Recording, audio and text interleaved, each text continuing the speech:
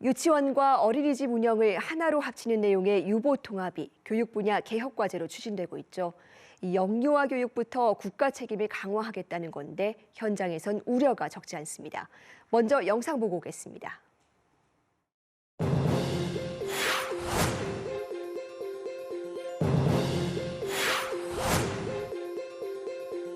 시도교육청, 지자체, 관계부처와의 파트너십을 바탕으로 다양한 이해관계자와 충분히 소통 논의하며 유보 통합을 추진하겠습니다.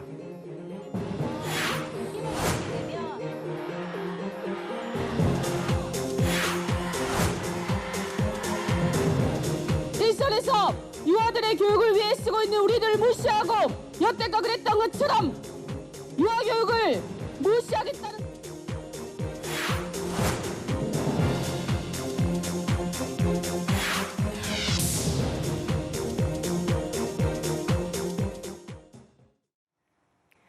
네, 현장 교사들의 목소리는 어떤지 직접 들어보겠습니다.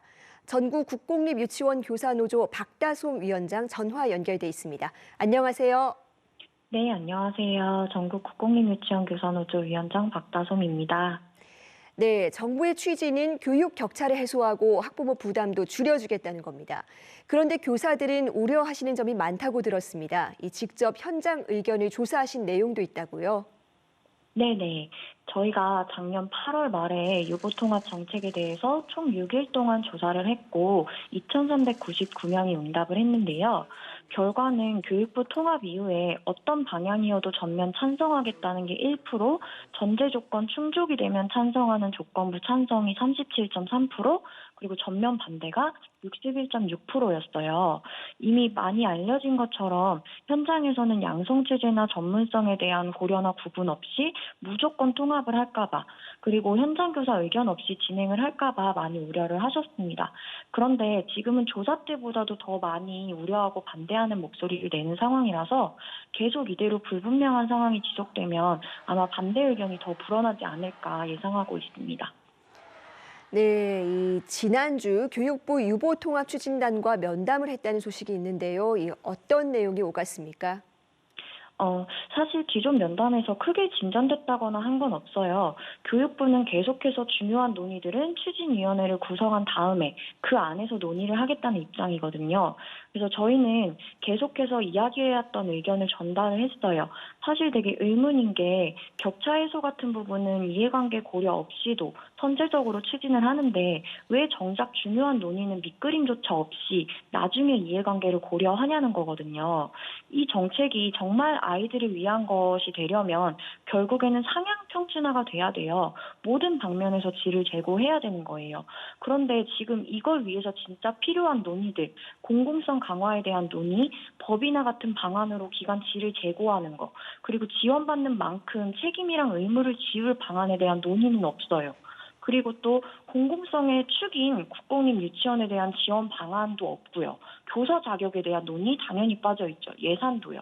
그리고 현재 예산에 추가로 들어가야 될 비용에 대한 추산이랑 조달 계획도 있어야 되는데 이게 지금 없는 상황이라서 이런 현장 우려들 전달하면서 또 현장 의견 꼭 고려해야 되니까 위원회 구성에 교사로만 구성된 단체를 꼭 넣어달라고도 요구를 하고 왔습니다. 지금 위원회 정수로는 교사로만 구성된 단체가 들어갈 가능성이 좀 희박해서 이거에 대한 대책을 마련하는 게 필요한 상황이거든요. 네, 공공성 강화라든지 예산 같은 핵심 논의들이 빠졌다라는 지적이셨습니다. 그런데 지금 아무래도 가장 민감한 내용이요, 이 유치원과 어린이집 교사들의 자격이나 이 처우에 대한 부분일 겁니다. 정부는 현장과 소통하겠다 이런 좀 큰 방향만 밝혔는데요. 어떻게 보십니까? 저희는 이 정책을 추진을 해야만 한다면 나가야 될 방향이 상향 평준화라고 생각을 해요. 그래서 할 거면은 반드시 발달 단계별로 연령 구분하고 그거에 따라서 교사 자격을 분리체제로 유지하는 게 우선돼야 된다는 의견을 지속적으로 전달하고 있어요. 그리고 추진팀과 이야기할 때 추진팀도 이 부분에 적극적으로 공감을 하더라고요. 그런데 이제 일단 방안 자체는 위원회에서 논의해야 된다는 입장만 고수하는 상황이라 약간 안타까워요. 그런데 보육도 교육도 각각의 전문성이 있거든요. 체계는 일원화를 하더라도 이 점을 고려해서 각각의 전문성을 존중하고 강화하는 방향으로 가야 된다고 생각해요. 그러면 필요한 건 사실 어렵지가 않아요. 아까 말씀드린 것처럼 교육 대상 연령에 따라서 자격을 분리하고 분리된 자격 내에서 보육 쪽은 이제 교원이 아니었으니까 교원으로 전문성을 강화하는 엄격한 교육 체제를 거치면 된다고 생각해요. 그리고 그 후에 난립되어 있는 양성기관들 정리하고 양성연한도 늘려서 이제 각각의 전문성을 가진 교사들을 배출할 방안을 마련하고요. 또 그렇게 전문성 강화를 전제하면 당연히 처우 개선이 이루어져야 된다고 생각을 하고요. 근데 저희는 되게 명확한 부분인데 왜 도대체 이 부분이 추후에 논의가 필요한지 모르겠어요. 지일제고에 대해서 정말 진심으로 생각이 있다면은 위원회 구성 전이라도 대략적으로 밑그림이 나올 수 있을 만한 부분이라고 생각하거든요.